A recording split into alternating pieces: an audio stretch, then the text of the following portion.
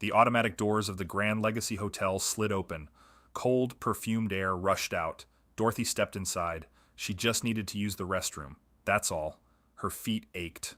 The bus ride from her tiny apartment had taken over an hour. The Atlanta heat was heavy outside, but in here, it was a different world.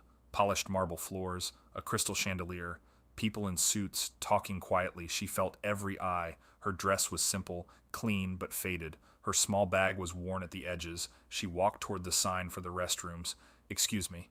The voice was cold, firm. She turned. A security guard stood there. Young, tall, his name tag said Jake. He looked her up and down. His expression was flat, unfriendly. "Can I help you?" he asked, but it wasn't a question. It was a statement. I was just going to the ladies' room," Dorothy said. Her voice soft. Jake shook his head, a small, dismissive motion. "This facility is for guests only." "I won't be long," Dorothy whispered. "Please." He took a step closer. His voice dropped, but it carried in the quiet lobby. "Ma'am, you need to leave. Now." A few people glanced over, then looked away. Dorothy's cheeks burned. The humiliation was a physical weight. She was 72 years old, being spoken to like a trespasser. "I understand," she said, her eyes dropping to the floor. She turned to go, but Jake wasn't finished. He placed a hand lightly on her arm, to guide her out. The touch was professional, but in that moment, in front of everyone, it felt like a brand. "Let's go," he said, loud enough for others to hear. And he escorted her, an elderly woman in a faded dress, back toward the blazing Atlanta sun. The doors hissed shut behind her. She stood on the sidewalk, alone. Inside, Jake returned to his post. He smoothed his uniform. He had done his job, protected the hotel's image. He had no idea who she was, no idea what he had just done.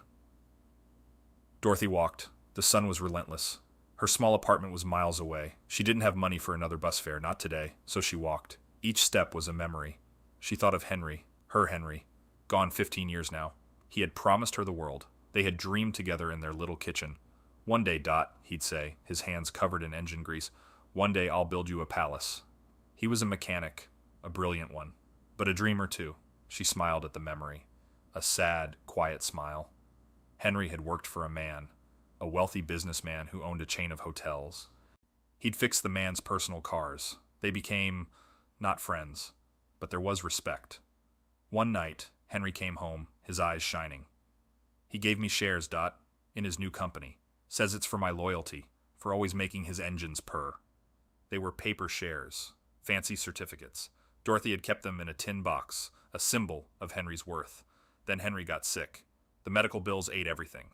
The savings, the small safety net, the shares. They were just paper from a company that, as far as she knew, never really took off. She forgot about them. The tin box went to the back of her closet, a memory of her husband's pride. Years passed. Dorothy lived simply, quietly. Her social security check was her lifeline. She was invisible to the world, and that was okay, until today. The guard's hand on her arm, his cold voice, the stairs. That feeling of being nothing. She finally reached her building.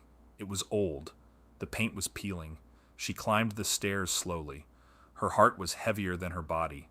Inside her apartment, she went straight to the closet. She reached for the tin box, the one with the floral pattern, rusted at the edges. She opened it. There, beneath old photos of Henry, were the shares. She traced the embossed lettering with a trembling finger. Legacy Hospitality Group Incorporated. She hadn't made the connection before, not until she saw the name on the hotel's awning today. Grand Legacy Hotel, a part of something called Legacy Hospitality. A cold realization settled in her stomach. The hotel that just threw her out, it might belong to the company her husband helped build. Dorothy sat at her small kitchen table. The shares were spread before her. 5 certificates, each for 100 shares. The paper was thick, official. Henry's name was typed clearly. Henry Miller. Her name was nowhere on them. She was a widow, not an owner. A deep weariness filled her. What was she thinking? These were probably worthless, a token gift from a rich man to his mechanic, long forgotten. But something stirred in her, a tiny ember of Henry's pride. She needed to know. The next morning she dressed carefully, the same simple dress. She put the certificates in her bag. She took the bus back downtown. The Grand Legacy Hotel looked even more imposing in the morning light. This time, she wouldn't ask for the restroom. She had a purpose. She walked through the same automatic doors, the same cold air. She went straight to the front desk. A young woman with a perfect smile looked up. "Welcome to the Grand Legacy. How may I assist you?" I need to speak with someone," Dorothy said, her voice unsteady. "About these." She carefully placed one certificate on the polished counter. The woman's smile didn't falter, but her eyes flickered. Confusion. Then dismissal. "One moment, please." She picked up the phone, turned slightly away. Dorothy heard a low murmur. "There's an elderly woman here with some old papers. Claims they're shares." A pause. "Yes, I understand." She hung up and turned back. The professional smile was back, but colder now. "The manager will be right with you." Dorothy waited. Minutes ticked by. People checked in around her, their luggage rolling on the marble. Finally, a man approached, mid-40s, sharp suit. His name tag said, Mr. Reynolds, General Manager. He did not smile. He picked up the certificate without a word, glanced at it. His expression was one of pure annoyance. "Where did you get this?" he asked, his tone implying she had stolen it. "It was my husband's, Henry Miller. He worked for the founder." Reynolds let out a short, humorless laugh. He handed the paper back to her as if it were contaminated. "Ma'am, this is a historical document, a souvenir. The company has restructured multiple times. This holds no value. You need to leave." "But can't you check, please?" "I have checked," he lied smoothly. "Now I must ask you to stop bothering my staff. Security!" Dorothy's heart sank. From across the lobby, Jake, the same security guard, started walking toward her. Again. Jake arrived at the desk. He recognized her immediately. His jaw tightened. Annoyance flashed in his eyes. "Ma'am," he said, his voice a low warning, "you were told yesterday. This is private property." Mr. Reynolds handed the situation off with a wave of his hand. "Please escort her out, Jake, and ensure she doesn't return. We can't have vagrants soliciting at the front desk." The word vagrant hung in the air. It cut deeper than any shout. Dorothy felt the eyes again. The guests, the staff, all watching the scene. "I'm not soliciting," she whispered, clutching her bag to her chest. "These are my husband's shares." "Right," Jake said, not even trying to hide his sarcasm. He took her gently but firmly by the elbow. "Time to go." He led her away from the desk, across the vast, shining lobby. Every step was an eternity of shame. He didn't stop at the doors. He walked her all the way outside, onto the hot sidewalk. Then a few feet further, to the edge of the property line. "Listen," Jake said, dropping her arm. He leaned in slightly. "I don't know what your game is, but coming back here with fake stock papers? That's a new one. Mr. Reynolds has your description now. You show up again, we're calling the police. Understand?" Dorothy looked up at him. Her eyes were wet, but she didn't let the tears fall. "They're not fake," she said, her voice trembling with a strength she didn't feel. "My husband earned them." Jake just shook his head, a look of pure contempt. "Lady, your husband was probably a janitor. Now do yourself a favor. Go home." He turned and walked back inside. The automatic doors swallowed him whole. Dorothy stood there, rooted to the spot. The sun beat down. The city noise swirled around her, but all she heard was his voice. Your husband was probably a janitor. He had dismissed Henry's life, his skill, his dignity. That was the injustice that burned. Not the escort out, not the harsh words. The erasure of a good man's legacy. She looked up at the towering hotel, glass and steel, a monument to wealth, and she made a decision, a quiet, fierce decision. She would find out the truth, not for money, not for revenge, for Henry. She turned and walked away. But this time her steps had a new purpose. The battle was just beginning. Dorothy's quest led her to a public library. She spent days there, her old fingers learning to use a computer mouse, searching corporate records, old business filings. She found it. Legacy Hospitality Group. It had indeed restructured. But the old shares, they weren't worthless. They had been converted, swapped for new stock in the current massively successful corporation. Henry's 500 shares were now thousands. Her heart raced. This was real. She printed the documents, official-looking papers from the state website. With new hope, she returned, not to the hotel. She went to the corporate headquarters of Legacy Hospitality, a sleek skyscraper a few blocks away. She approached the security desk in the stark, modern lobby. "I need to speak with someone in the shareholder relations department," she said, presenting her papers. The corporate guard was colder, more efficient than Jake. He made a call. After a long wait, a young assistant came down. She took one look at Dorothy, at her worn bag and simple dress, and her smile was thin. "You need to make an appointment through the proper channels. You can't just walk in." But I have proof, Dorothy insisted, holding out the documents. The assistant barely glanced at them. Ma'am, if you have a claim, you need a lawyer, not a receptionist. Now, you'll have to leave. The corporate machinery was even more impenetrable than the hotels. Defeated, Dorothy went back to the one place she thought might have a human heart, the Grand Legacy Hotel. Maybe if she spoke to a different manager, maybe if she begged. She stood outside, gathering her courage. Then she walked in. She didn't get 10 feet. Jake saw her instantly. His face darkened. He was on the radio immediately. Reynolds, she's back, the elderly lady with the papers. This time there was no discussion. Mr. Reynolds emerged from an office, his face a mask of fury. He didn't bother with quiet words. That's it, he announced, loud enough for the entire lobby to hear. I warned you. You are now trespassing. Jake, remove her and call the police. Let's make it official.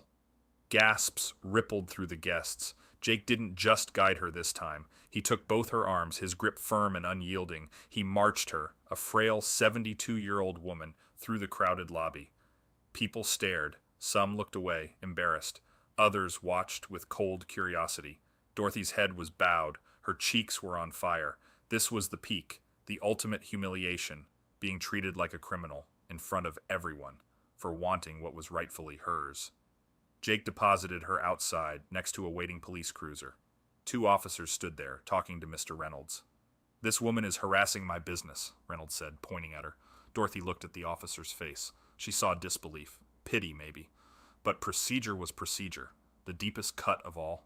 Jake stood beside Reynolds, arms crossed, a satisfied look on his face. He had won, or so he thought. The police officer was kind. He listened to Dorothy's shaky explanation. He looked at her old shares, then at the printouts from the library. He didn't arrest her. He gave her a warning, a trespass order. She was not to return to the Grand Legacy Hotel. Ma'am, he said gently, you need a lawyer, not a confrontation. He drove her home. A small mercy in the crushing defeat. Her apartment felt emptier than ever. The silence was heavy, suffocating. She sat on the edge of her bed. The tin box was open beside her. Henry smiled up at her from a faded photograph. All her strength was gone. The hope, the fight, drained away. The humiliation replayed in her mind. Jake's grip, Reynolds' loud, accusing voice, the stares. She was so tired, so alone. She slid off the bed and onto her knees. Her joints ached. She folded her hands on the worn quilt. She closed her eyes. And for the first time in this long struggle, she stopped talking. She started praying. It wasn't eloquent. It wasn't even a proper prayer by some standards. It was a raw whisper from a broken heart. Henry, I'm so sorry. I tried to protect your name. I tried. A tear traced a path down her wrinkled cheek. God, I don't understand. I've tried to be good. I've tried to be kind like you ask, but I'm so tired. I'm so alone. She took a shuddering breath. They called him a janitor. They called me a vagrant. They took his dignity and mine. Her voice dropped to almost nothing. If you're there, please, just let me know you see me. Let me know Henry's work mattered. I don't need the money. I just need to know he wasn't forgotten. She stayed there, on her knees, in the quiet. No lightning bolt, no miraculous sign, just the faint sound of traffic from the street below. But in that stillness, a strange peace settled over her. A surrender. Not of defeat, but of control. She had done all she could. She had fought with the weapons she had. Now, it was in hands bigger than hers. She got up slowly. She placed the shares and documents back in the tin box. She closed the lid. She would not go back to the hotel. The officer was right. That path was closed. But as she made a simple cup of tea, a thought came to her. Clear and calm. A name. The founder. The man Henry worked for. Arthur Bradford. He would be very old now, if he was even alive. But what if she wrote a letter? Not to the corporation, to a man. It was a thread of hope, thin as a spider's silk. But it was all she had left, and sometimes God works through the smallest, most fragile threads. Dorothy wrote the letter. She wrote it by hand on her best stationery. Her cursive was shaky but clear. She told Arthur Bradford about Henry, about his loyalty, his skill with engines, his quiet pride. She wrote about the shares, given as a gift of respect. She wrote about the tin box and the memory it held. She did not write about the hotel. Not about Jake or Mr. Reynolds or the humiliation. She simply asked if he remembered Henry Miller, and if those shares, that symbol of a promise, still meant anything. It was a letter sent into the void. She found an old business address for Bradford from decades ago. She had no hope it would reach him. She mailed it and let it go. Weeks passed. Life returned to its quiet, difficult rhythm. The rent was due. The pantry was sparse. Then one afternoon a knock came at her door. Not the heavy knock of a landlord. A firm, polite rap. She opened it. A man in an elegant but not flashy suit stood there. He was in his 60s, with kind eyes and a serious face. Beside him stood a younger woman with a professional demeanor. "Mrs. Miller?" the man asked, his voice gentle. "Yes?" "My name is David Chen. I am the personal attorney for Mr. Arthur Bradford. This is my associate, Miss Reed. May we come in?" Dorothy's heart stopped. She stepped back, wordlessly. They entered her humble apartment. They did not look around with judgment. David Chen's eyes went straight to the framed photo of Henry on the wall. He looked at it for a long moment. "Mr. Bradford received your letter," David said. "It moved him deeply. He has been in poor health, you see, in a care facility, but he insisted we find you immediately." He opened a briefcase and took out a file. Inside was her letter, and beneath it, older documents. "He remembers your husband very well, Mrs. Miller. He says Henry Miller was the only man who ever understood the soul of a car." Dorothy's hand flew to her mouth. David Chen's expression grew solemn. "He also asked us to investigate, to understand the full story," he paused. "We spoke to the management at the Grand Legacy. We reviewed security footage from the days you visited." He looked at her, his eyes filled with a profound sadness. "Mrs. Miller, we know what happened to you. We know what they did." The room was silent. The turning point had arrived, not with a shout, but with a quiet knock on a door, and everything was about to change. David Chen made a phone call. His voice was calm, authoritative. "Mr. Reynolds, this is David Chen, General Counsel for Legacy Hospitality. You will assemble your entire senior hotel staff in the main lobby. In 1 hour, the chairman of the board will be arriving." He listened to the sputtering on the other end. "No, it is not a request. 1 hour." He hung up. An hour later, a long black car pulled up to the Grand Legacy Hotel. Dorothy Miller stepped out. She wore a simple but elegant navy blue dress provided by Miss Reed. She held her head high. David Chen escorted her. Miss Reed followed, carrying a portfolio. They walked through the automatic doors. The lobby was different, silent. The usual bustle was gone. All the managers, desk staff, and security personnel were lined up near the front desk. Mr. Reynolds stood at the front, his face pale. Jake was in the security line, confusion and dawning fear in his eyes. In the center of the lobby stood an elderly man in a wheelchair, attended by a nurse. Arthur Bradford, frail, but his eyes were sharp, burning with intensity. All eyes were on Dorothy as she walked across the marble floor. David Chen led her to the center. He addressed the assembled staff, his voice carrying in the absolute quiet. "This is Mrs. Dorothy Miller, widow of Henry Miller, a man to whom this company and Mr. Bradford personally owes a great debt." He turned to Mr. Reynolds. "You were presented with proof of that debt. Shares issued by Mr. Bradford himself. You dismissed them as trash. You dismissed her asterisk as a vagrant." Reynolds opened his mouth to speak, but no sound came out. David Chen's gaze swept to Jake. "And you were entrusted with safety and courtesy. You offered humiliation and contempt. You physically escorted a shareholder, a widow of a founding benefactor, from her own property, not once, but twice." Jake looked at the floor. Then Arthur Bradford spoke. His voice was thin, but clear as a bell. "Henry Miller was a better man than any of you." He pointed a trembling finger at Reynolds, then at Jake. "You work in a palace, but you have no honor. You wear uniforms, but you have no decency." He looked at Dorothy, his expression softening. "This woman has more dignity in her smallest finger than this entire building." He nodded to David Chen. The attorney opened the portfolio.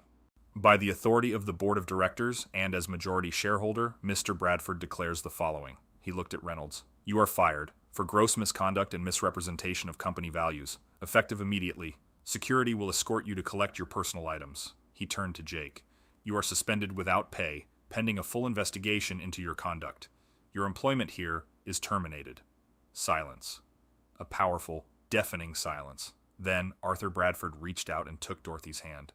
"My dear," he said, "this is your hotel. They work for you, and they just failed you."